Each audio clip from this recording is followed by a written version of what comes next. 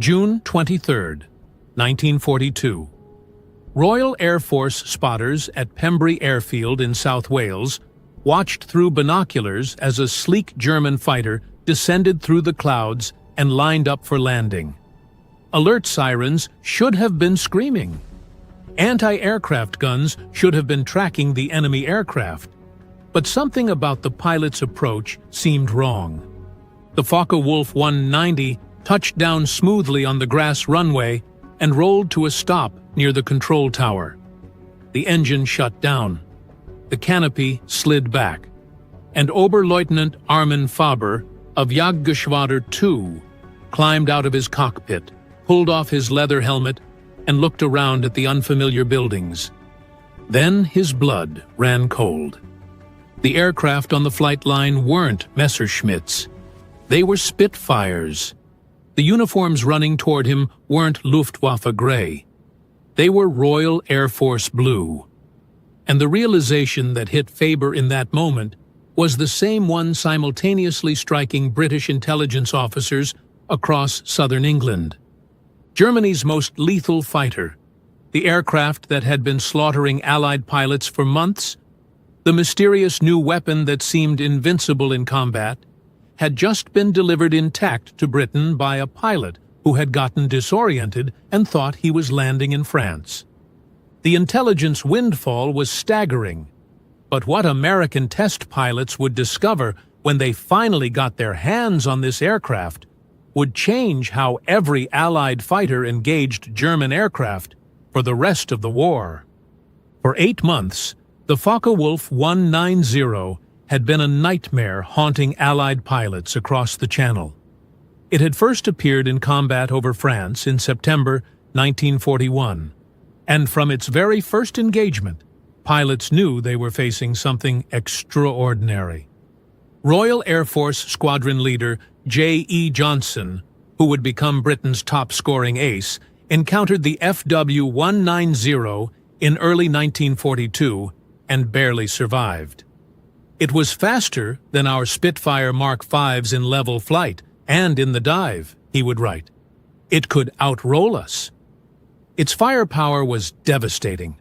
For the first time in the war, our fighters were comprehensively outclassed. The statistics backed up the terror. In the first 6 months of 1942, RAF fighter losses over France climbed dramatically. Experienced pilots who had survived the Battle of Britain were being shot down by an aircraft they couldn't match. The FW-190 could dive away from pursuing Spitfires, outroll them in turning combat, and destroy them with cannons that fired 20mm explosive shells. American pilots arriving in Britain with their P-47 Thunderbolts heard the warnings immediately. Don't engage the 190 in turning combat. Don't try to outroll it. Don't get into a dive competition. The list of what not to do was long. The list of what would work was terrifyingly short. Intelligence desperately needed answers. What made this aircraft so effective? What were its limitations? How could Allied fighters counter it? But getting those answers required examining an actual FW-190, and every example shot down over Britain had been too damaged to reveal its secrets. Then Armin Faber made his catastrophic mistake. Before we continue, I'd love to know where you're watching from and what you know about the FW-190. Drop a comment below and let me know if you'd heard this story before. And if you appreciate this level of historical detail, I hope you'll subscribe to the channel. These stories take serious research to get the details right, and knowing you're out there makes it all worthwhile.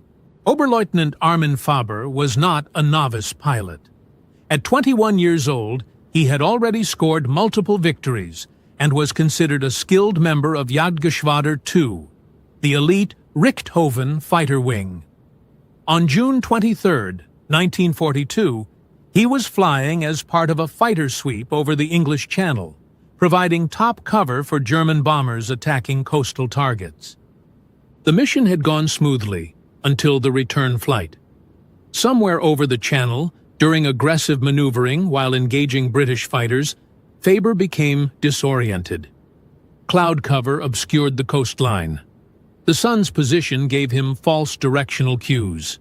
And when he broke through the clouds and saw green countryside with an airfield below, his mind made a simple but catastrophic assumption.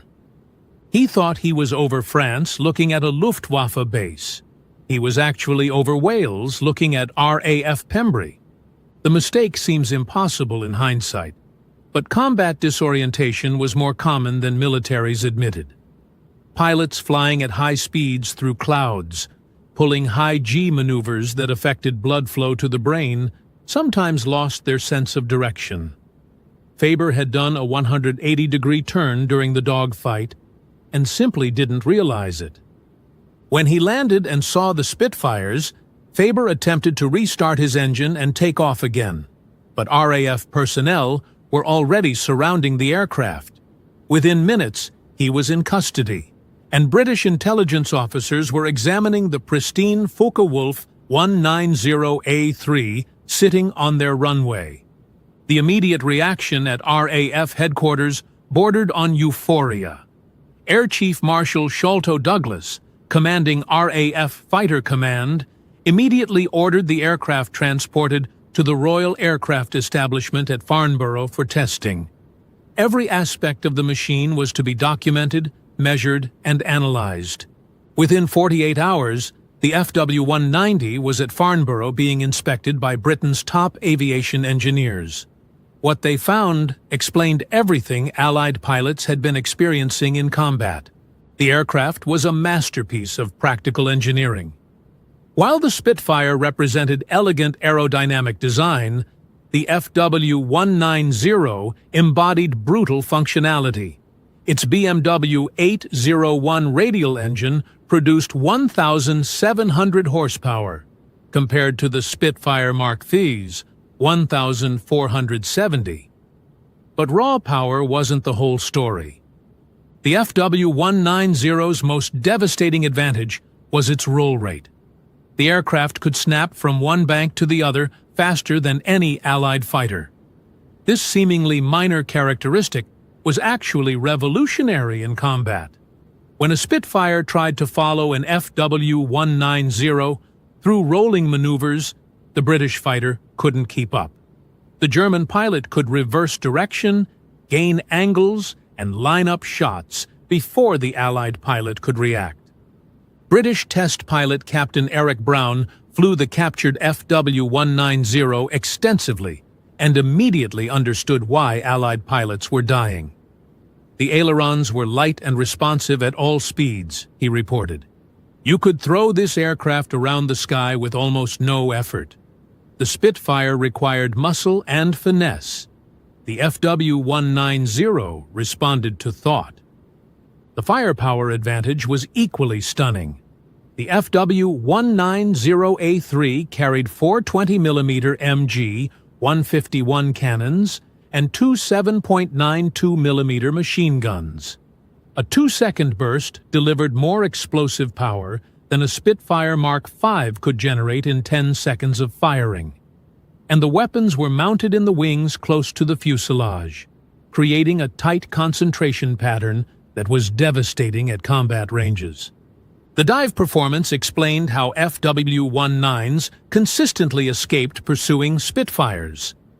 The German fighter's heavier weight and cleaner aerodynamics meant it could outdive anything the RAF flew. Pilots who tried to follow an FW-190 into a steep dive watched helplessly as the German aircraft pulled away. But the testing also revealed weaknesses. And this is where the intelligence value became strategic gold for Allied forces.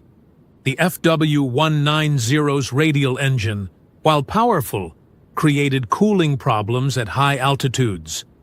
Above 20,000 feet, the aircraft's performance fell off dramatically. The engine struggled in the thin air, and pilots reported loss of power and overheating issues. Meanwhile, the Spitfire's Merlin engine, designed for high-altitude operation, actually performed better as altitude increased. The heavy weight that made the FW-190 a superior dive bomber also made it less maneuverable in sustained turning combat. The aircraft could outroll a Spitfire, but it couldn't outturn one in a prolonged engagement. If an Allied pilot could force an FW-190 into a sustained horizontal turn fight, the advantage shifted. Most critically, American engineers discovered that the FW-190's controls became extremely heavy at high speeds. In a dive exceeding 400 miles per hour, the pilot needed significant strength to pull out. This created a vulnerable moment. If an Allied fighter could pursue an FW-190 through the initial dive and catch it during the pullout, when the German pilot was fighting his own controls, attacks became feasible. British intelligence immediately began distributing tactical bulletins to RAF squadrons, but they also did something that would prove crucial for the air war's outcome. They invited American test pilots to Farnborough to fly the captured FW-190. In August 1942, U.S. Army Air Force pilots arrived at Farnborough to examine Germany's secret weapon. These pilots would return to American training bases with knowledge that would save hundreds of American lives. Major Cass Hove, one of the first American pilots to fly the captured FW-190, filed a detailed report that was distributed to every fighter group preparing to deploy to Europe. His assessment was blunt and tactical. The FW-190 will beat any Allied fighter below 20,000 feet if the German pilot knows what he's doing, Howe wrote. Our advantage is altitude. Above 25,000 feet, our P-47s and later model Spitfires have the edge. Force them high, and we win. Let them dictate low-altitude combat, and we die. This single piece of intelligence fundamentally changed American fighter tactics in Europe. When P-47 Thunderbolt units began operations in 1943, their doctrine emphasized high-altitude combat. Bomber escorts flew at maximum altitude. Fighter sweeps operated above 25,000 feet, whenever possible. When German fighters attempted to engage, American pilots would climb, forcing the FW-190s to follow into the thin air where their engines struggled. The captured FW-190 also influenced American aircraft development. Engineers at Wright Field studied the roll rate advantage and began modifying P-47 and P-51 ailerons to improve responsiveness. The FW-190's gun placement informed American thinking about weapons concentration. Even the cockpit layout, which German designers had optimized for combat efficiency, influenced American fighter design. But perhaps the most important lesson came from understanding that the FW-190 wasn't invincible. It was an excellent aircraft with specific advantages and exploitable weaknesses. Allied pilots who had been psychologically intimidated by the 190's reputation now had concrete information about how to fight it and win. By late 1943, the tactical situation had shifted dramatically. American P-47s and P-51s were engaging FW-190 at high altitude where Allied fighters held the advantage. RAF Spitfire, Mark 9s with upgraded Merlin engines could match the FW-190's performance across most altitude ranges, and pilots on both sides understood they were flying different aircraft optimized for different conditions. The kill ratios began shifting in Allied favor. FW-190 losses climbed as American and British pilots exploited the intelligence gained from Faber's captured aircraft. German pilots noticed that Allied fighters were no longer making the tactical mistakes that had given the FW-190 its early dominance. Oberleutnant Joseph Pips Priller, a high-scoring FW-190 ace, commented in late 1943 that American pilots had clearly studied the aircraft. They know not to follow us into rolling scissors. They force us high where our engines labor. They've learned he wrote in his combat journal. The captured FW-190 remained at Farnborough throughout the war, serving as a reference aircraft for evaluating new German variants as they appeared. When the FW-190D9 Dora, with its inline engine, appeared in late 1944, Allied intelligence immediately compared it to Faber's captured aircraft, understanding how German designers had addressed the original's high-altitude limitations. After the war, aviation historians calculated the impact of Faber's mistake. The intelligence gained from examining the intact FW-190 was shared with thousands of Allied pilots through tactical bulletins, training films, and direct demonstration flights. The knowledge influenced aircraft development, tactical doctrine, and operational planning across multiple air forces. Captain Eric Brown, who flew more captured enemy aircraft than any Allied pilot, would later write, "Faber's navigation error gave us the Rosetta Stone for understanding German fighter design." Every tactical advantage the FW-190 possessed was documented, and every weakness was exploited. That single aircraft probably saved more Allied lives than any intelligence coup of the war. The irony was not lost on German intelligence when they learned what had happened. One Luftwaffe officer commented, "We spent months trying to capture a Spitfire Mark 9 intact so we could study its improvements. The British didn't have to try. We delivered our best fighter directly to them." Armin Faber spent the remainder of the war in a prisoner-of-war camp in Canada. He survived the war and returned to Germany, where he lived until 1976. Luftwaffe records suggest he was initially blamed for the loss of the aircraft, but later assessments acknowledged that combat disorientation could happen to any pilot. The real question was why German intelligence had assumed the British would never get their hands on an intact FW-190. The story of Faber's captured fighter teaches a crucial lesson about the nature of technological advantage in warfare. Germany's Focke-Wulf 190 represented a quantum leap in fighter design when it appeared in 1941.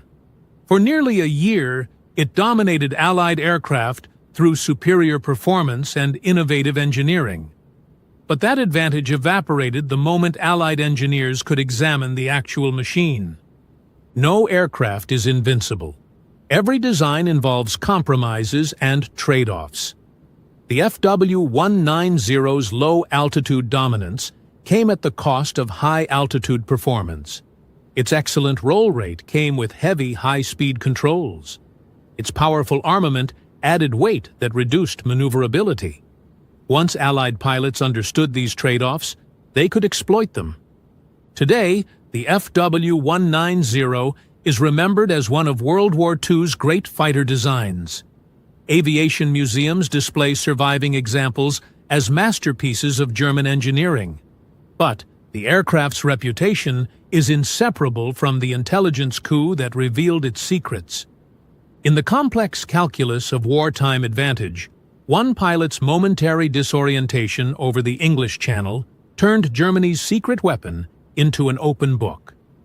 The FW-190 that Armin Faber accidentally delivered to Britain became the aircraft that taught the Allies how to win. The lesson echoes through military history. Superior technology matters. Superior intelligence matters more.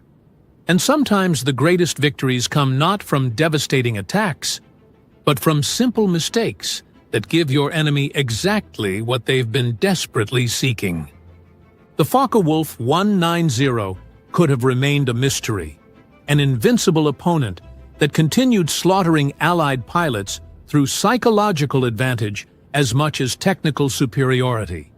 Instead, it became a teaching tool that every Allied pilot studied, learned from, and ultimately defeated. One navigation error, one landed aircraft, one intelligence windfall that changed the air war over Europe. That's how America got Germany's secret fighter, and that's how a single mistake shifted the balance of power in the skies.